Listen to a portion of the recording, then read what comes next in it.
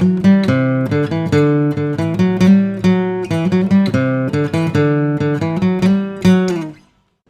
1 2005 में जब ये इमेजेस बाज़ार का आइडिया आया था, ये जो वेबसाइट है, इस पे काम शुरू हुआ।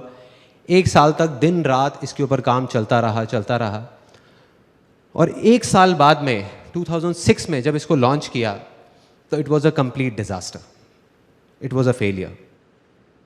मैं रोज़ की तरह वॉलीबॉल खेला अपने फ्रेंड्स के साथ में। उसके बाद में मेरा एक रूटीन था कि मैं और मेरा एक friend, one of my childhood friends, हम दोनों रात को वॉक करते थे 11 बजे। तो मैंने उससे पूछा, मैंने कहा यार एक बात बता, चक्कर क्या है? मैंने तुझे इतनी बार देखा है कि तेरी लाइफ के अंदर इतनी मेजर प्रॉब्लम्स आ जाती हैं, लेकिन अगले दिन तू फिर नॉर्मल हो जाता है।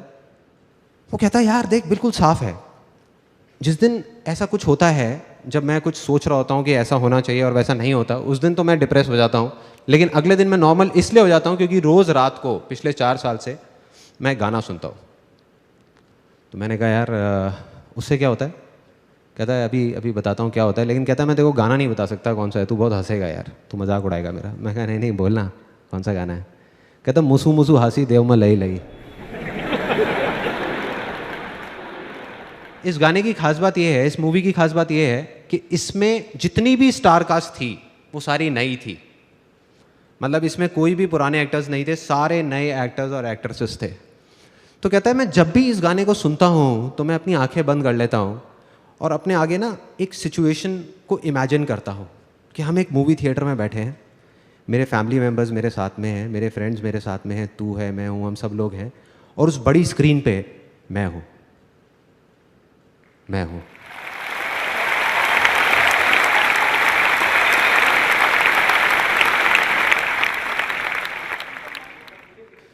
सो ये जो छोटी सी चीज़ सुनने में लग रही थी, ये मेरे को समझ आ गई थी कि कुछ बड़ा है इसके अंदर। मैं इमीडिएटली घर गया, मैंने कहा ये एक बार सुनता है ना गाना, मैं 50 बार सुनूंगा एक दिन में, देखता हूँ क्या होता है। क्योंकि मैं ना कोरिलेट कर रहा था चीज़ों को। मैंने एक बुक पढ़ी थी, think and grow rich by Napoleon Hill. किसने पढ़ी है यहाँ पे? पढ़ी है, ओके।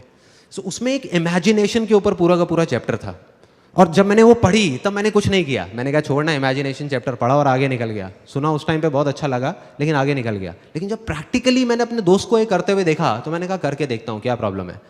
घर गया, जा करके एक सीडी पड़ी हुई थी, audio CD of one of my favourite songs. वो सॉन्ग मेरा फेवरेट होता था, उसको मैंने सुनना शुरू कर दिया लूप में लगा करके, पागलों की तरह। मतलब शुरू में मैं 1 बार सुना, 2 बार सुना, 3 बार सुना, धीरे धीरे फील आने लगी। धीरे धीरे मुझे लगा कि मेरे अंदर कुछ एनर्जी सी चल रही है, कुछ हो रहा है। और मैं सिर्फ एक ही चीज़ इमेजिन करता था उस सॉन्ग को सुन करके, उसको प्ले कर देता था लूप में बार बार, और सिर्फ ये इमेजिन करता था जो मेरा अल्टीमेट एम था। वो क्या था कि मेरी जो साइट है इमेजेस बाज़ार, वो सिर्फ इंडिया की नहीं, पूरे वर्ल्ड की सबसे फास्ट साइट बन चुकी है। उस साइट में प्रॉब्लम क्या थी कि वो बहुत ही स्लो थी। मतलब एक सिंपल सर्च क्वेरी भी 1 मिनट 2 मिनट लगा देती थी, और जब ज़्यादा ट्रैफिक आया था तो साइट डाउन हो जाती थी कई घंटे के लिए। जिस वजह से, क्योंकि साइट डाउन रहती थी तो कोई आता ही नहीं था, या साइट इतनी स्लो थी इसलिए कोई नहीं आता था।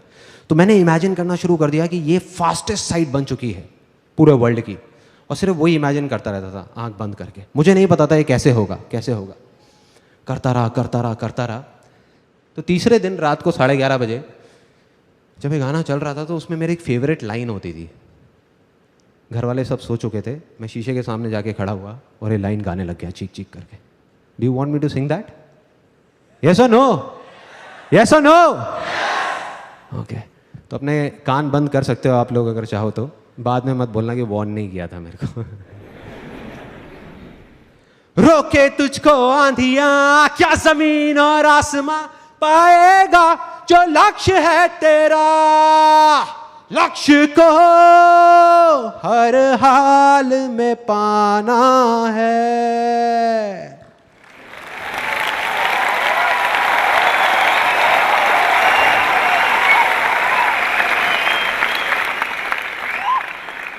बड़ी अजीब सी लगेंगी ये बातें सुनने में, लेकिन मेरे को पता नहीं ऐसी अजीब चीज़ों में बहुत मज़ा आता है। तो ये जब किया, उधर से बाहर से मेरी मदर की आवाज़ आई, संदीप बेटे तुम अकेले नहीं रहते इस घर में। सुबह 6 बजे मेरी नींद खुली। मैंने ठान लिया, मैंने कहा अब जब तक ये साइट ठीक नहीं हो जाएगी, जब तक मुझे जवाब नहीं मिलेगा मैं घर नहीं आऊँगा, मैं ऑफिस में बैठा रहूँगा। 8 दिन तक पागलों की तरह नेट पे बैठ करके ढूंढ रहा था, जवाब ढूंढ रहा था कि क्या होगा, कैसे होगा, क्या करूँगा, क्या नहीं। और ढूंढते ढूंढते ढूंढते ढूंढते धीरे धीरे अब मैंने प्रोग्रामिंग सीखना शुरू किया। I learn the basics of programming on my own. I learn how to read codes, I learn how to optimize search queries. आप लोग मेरे से ज़्यादा अच्छे तरीके से जानते होंगे इस बात को। डेटाबेस जो डिज़ाइन था हमारी, जो पूरा का पूरा जो पीछे का स्ट्रक्चर था, वो बिल्कुल बेकार था। तो मैंने जब वो सारा कुछ किया, डेटाबेस डिज़ाइन बनाया पेपर पे ही, अपना पेन पेपर ले करके, ये सब करने के बाद में क्या हुआ, वो जा करके मैं अपनी प्रोग्रामिंग टीम के साथ बैठा, उनको बोला कि ये हमको करना है। उसके बाद में उनको बताया कि इस चीज़ को ऐसे प्रोसीजर्स में कन्वर्ट करो, दिस वाज द प्रॉब्लम, ये प्रॉब्लम, वो प्रॉब्लम, बहुत चीज़ें हुई। 15 दिन बाद वो साइट लॉन्च हुई वापस से रीवैम्प करके, और अब की बार वो साइट नहीं रुकी, चल रही थी। तो वो जो चीज़ 2 मिनट लग रही थी, 1 मिनट लग रहा था, it came down to 1 second, 2 second, मतलब सारी प्रॉब्लम सॉल्व। और जैसे ये चीज़ हुई, उसके 1 महीने के अंदर अंदर, ज़्यादा टाइम नहीं लगा, ट्रैफिक आ गया साइट के ऊपर, लोग आने शुरू हो गए, सेल्स होनी शुरू हो गई, सब कुछ ठीक हो गया, सारी प्रॉब्लम जैसे कभी थी ही नहीं ऐसा लगने लग गया।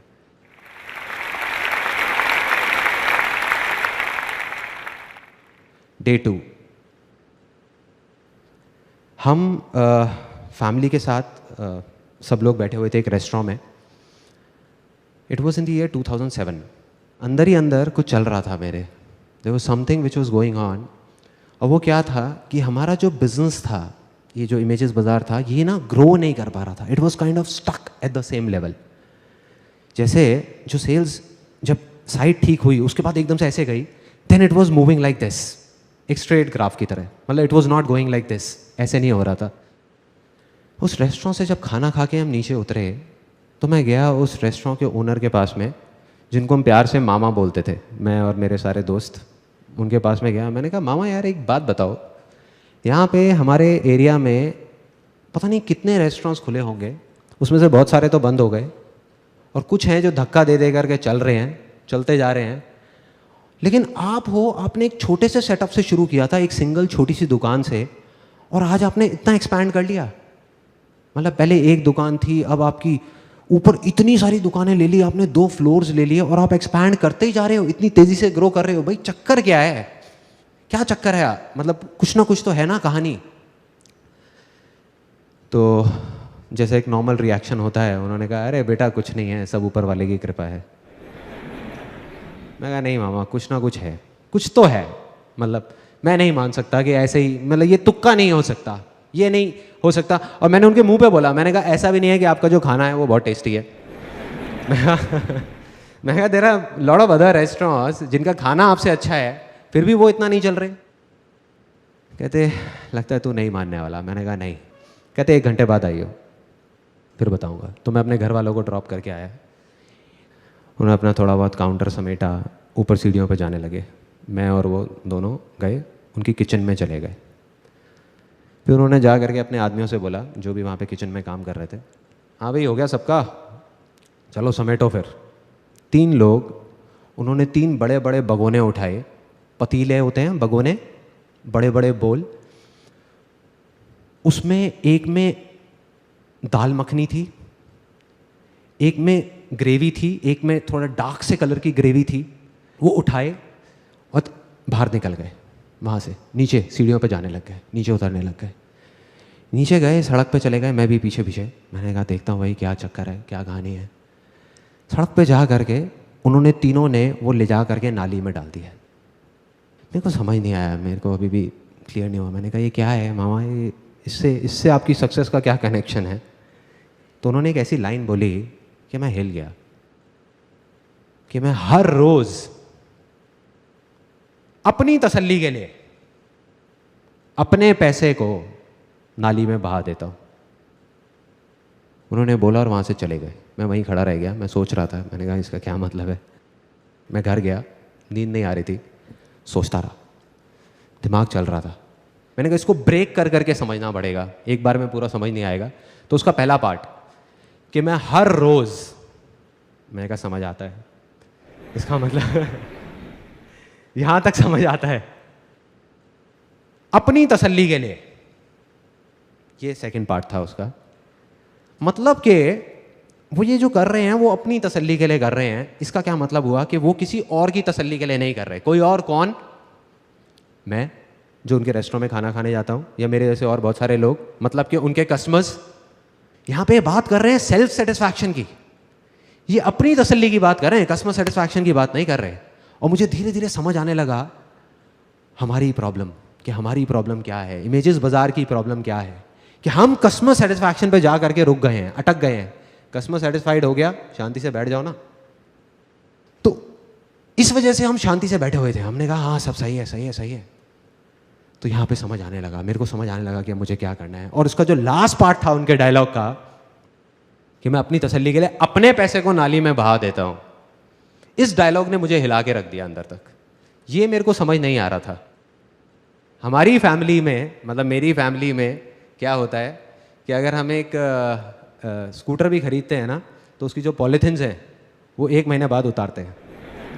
मतलब इतना हम पैसे को बचा बचा करके चलते हैं। सिर्फ एक ही चीज़ सुनी है, सीखी है बचपन से आज तक, money saved is equal to money earned, कि बेटे पैसे को बचाओ, पैसे को बचाओ। तो इस तरीके से मैं चल रहा था। और दूसरी तरफ ये आदमी क्या बोल रहे थे कि पैसे को नाली में बहा दो। समझ आया। मैंने कहा कि यही दम चाहिए, ये करना है किसी तरीके से, और अगर मैंने ये कर दिया तो काम हो गया। मैं गया, जा करके अपने ऑफिस में सबकी मीटिंग बुलाई, जा करके उनको बोला, मैंने कहा अब से हमें अपने पैसे को नाली में बहाना है। तो सब मेरी शक्ल देख रहे बैठ करके, कहते ये क्या बोल रहे हैं। मैं कहा ओ सॉरी सॉरी सॉरी, मैं समझाता हूँ कि हमें क्या करना है। हमें अब से अपने सेटिस्फैक्शन के बारे में सोचना है। तुम्हारा सेटिस्फैक्शन, मेरा सेटिस्फैक्शन, हमारा सेटिस्फैक्शन। एक दिन में हम अगर 100 इमेजेस भी शूट कर सकते होंगे तो हम सिर्फ 25-30 इमेजेस करेंगे। लेकिन वो 25-30 इमेजेस ऐसी होनी चाहिए कि आंखें फट जाएं देख करके, तुम्हारी भी और मेरी भी।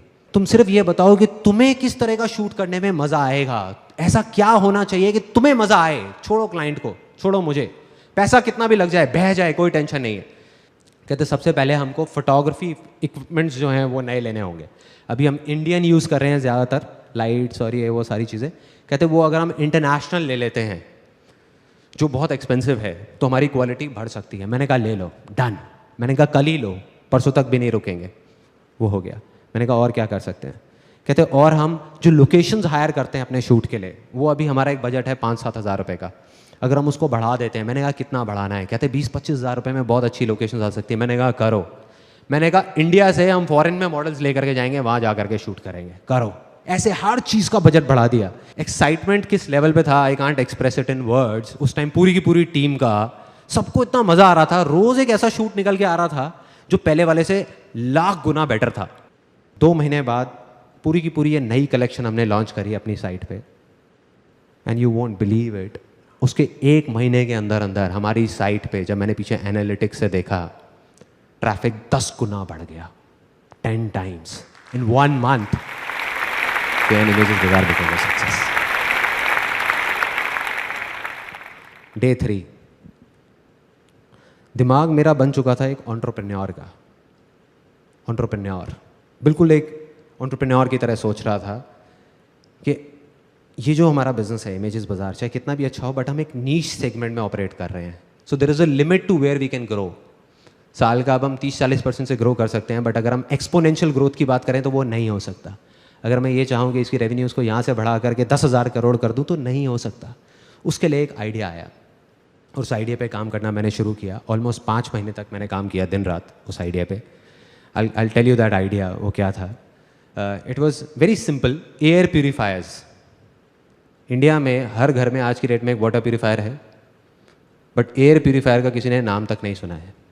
On the other hand, penetration rate of air purifiers in countries like North America is more than 30%. In Japan, it's more than 17%, and it's growing like anything in all over the world. India में अभी तक एक भी ऐसा brand नहीं है, या ये कह लो कि ब्रांड रिकॉल नहीं है किसी भी ब्रांड की। So the plan was ready, business plan was ready, market research हो चुका था, marketing strategy was ready, investors were ready, and I was 110% sure कि आने वाले 10 साल के अंदर अंदर it's going to be a $1 billion company in terms of valuation. दिमाग ऐसे सोच रहा था, दिल कह रहा था कि मैंने अपने आप से एक कमिटमेंट किया था जब ये कंपनी शुरू भी नहीं हुई थी, इमेजेस बाज़ार, उससे काफ़ी साल पहले, जब मैं अराउंड 22-23 साल का था, कि अगर मैं ज़िंदगी में कभी कुछ बन गया, तब मैंने और बहुत सारे काम किए थे, बहुत प्रॉब्लम्स आ रही थी, फैमिली की कंडीशंस काफ़ी ख़राब थी, तो मैंने कहा था अपने आप से कि अगर मैं कभी कुछ बन गया ज़िंदगी में, तो मैं अपने तक नहीं रखूँगा उन सारे एक्सपीरियंसेस को, शेयर करूँगा पूरी दुनिया के साथ, वैसे लोगों के साथ जो मेरी तरह ही कुछ करना चाहते हैं। 2:30 बजे रात के, it was again a turning point of my life. वो बिजनेस प्लान को मैंने फाड़ा, मार्केटिंग स्ट्रैटेजीज़ की पूरी फाइल बनी हुई थी उसको फाड़ा, जो इन्वेस्टर्स के सारे डॉक्यूमेंट्स थे सबको फाड़ा, ले जा करके डस्टबिन में डाला, अपना हैंडी कैम ऑन किया, मतलब मैंने अपने दिल की सुनी, दिमाग की नहीं। उस टाइम पे हैंडी कैम ऑन किया और जो मन में चल रहा था वो रिकॉर्ड कर दिया कि अब मैं ये करने वाला हूँ, वो करने वाला हूँ, मैं ये करूँगा, वो करूँगा। अगले दिन उसको एडिट करके यूट्यूब पे डाल दिया उस वीडियो को, और ऐड निकाल दी न्यूज़पेपर में, free life changing seminar by Sandeep Maheshwari. और एक ऐसी चीज़ करी जिसका मुझे कुछ नहीं पता था क्या होने वाला है, मन में डर था, बहुत कुछ था, लेकिन मैंने सिर्फ अपने दिल की सुनी, क्योंकि पूरी ज़िंदगी मैंने यही किया था। तो मैंने कहा अब मैं अपने दिमाग की नहीं सुनने वाला। और उसको करना शुरू किया। शुरू में बहुत छोटे लेवल पे, ऑफिस में ही एक छोटी सी जगह बना ली, वहाँ पे सिर्फ 20-25 लोग आते थे, मतलब कुछ था, मुझे नहीं पता था इसको करके क्या होने वाला है, पागलपन था, बेवकूफ़ी थी। ऑफिस में भी सब सोच रहे थे क्या हो रहा है, क्यों हो रहा है, घर वाले कह रहे थे क्या कर रहा है, क्यों कर रहा है, फ्री के सेमिनार्स, क्या फंडा है यार, और open to anybody and everybody, कोई भी आए, कहीं से भी आए। पहले 25 लोग आए, धीरे धीरे वर्ड ऑफ माउथ स्प्रेड हुआ, उसके बाद में 30-40 लोग आने लगे हर हफ्ते, 50 लोग आए, 100 लोग आए। उसके बाद में जगह कम पड़ने लग गई, तो हमने एक ऑडिटोरियम हायर करना शुरू कर दिया दिल्ली में, वहाँ पे हर हफ्ते के 400-500 लोग आते थे। उसके बाद में finally 20th October I conducted my last life changing seminar. और मुझे वो मोमेंट याद है जब पूरा स्टेडियम भरा हुआ था और मैं वहीं साइड में खड़े होकर के देख रहा था। It was kind of unbelievable for me. मुझे समझ नहीं आ रहा था ये हो क्या रहा है, कहाँ कहाँ से लोग आ रहे हैं, कौन कौन है, मैं किसी को जानता नहीं, पहचानता नहीं। और जब मैं वहाँ से नीचे उतरा तो लाइफ में पहली बार मैं रोया था।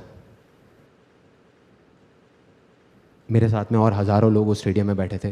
कुछ ऐसा हुआ था उस दिन जो मैं अभी एक्सप्रेस नहीं कर सकता, मैं एक्सप्लेन नहीं कर सकता क्या था वो वर्ड्स में, लेकिन फिर भी अगर मैं कोशिश करूं एक्सप्रेस करने की, वो कुछ ऐसी है फीलिंग कि अगर अभी आप मुझे ऑप्शन दो कि या तो ये 10 प्राइवेट जेट हैं, ये मैं रख सकता हूं, या ये जो मेरी फीलिंग है, जो मैं अभी फील कर रहा हूं, या जो मैंने तब फील किया, ये सब करके जो मैं कर रहा हूं, इन दोनों में से किसी एक चीज को मैं रख सकता हूं और दूसरे को मुझे बस हटाना होगा, तो मैं एक सेकंड भी नहीं लगाऊंगा, आग लगा दूंगा 10 के 10 प्राइवेट जेट्स में। ये है मेरे लिए सक्सेस आज के टाइम में।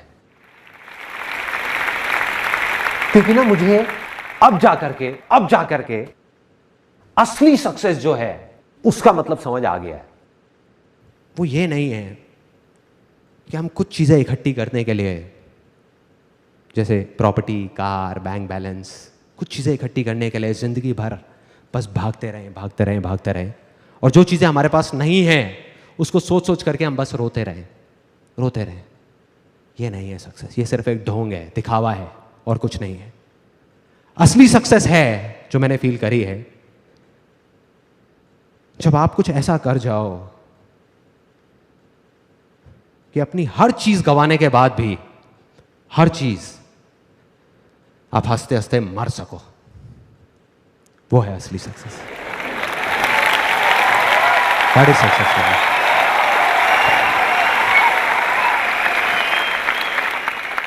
थैंक्स।